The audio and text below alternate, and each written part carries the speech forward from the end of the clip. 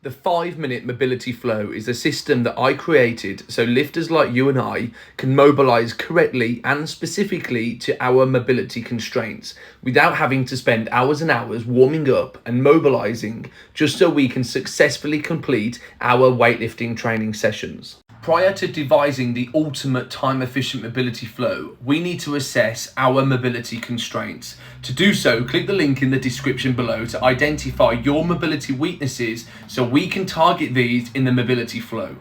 As the title explains, the mobility flow is a 5-minute protocol which you will be doing as part of your warm-up prior to getting onto the bar.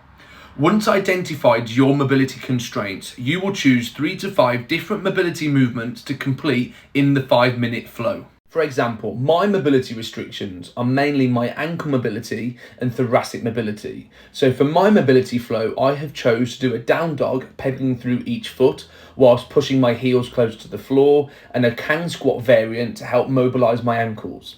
To help improve my thoracic mobility, I have chose to do a cat cow and a thread the needle. I have also added in a deep groin stretch with an overhead reach as a movement that targets hip, thoracic and lat mobility all in one.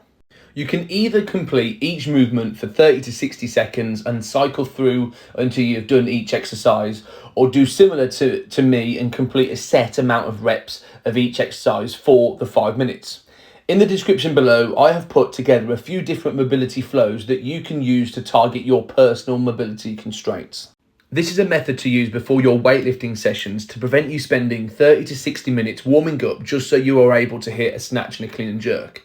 But this should not limit you to only doing 5 minutes of mobility before each session. Look to seek longer periods of stretching on non-training days, such as yoga sessions, to spend longer in certain stretches and to really tackle your mobility.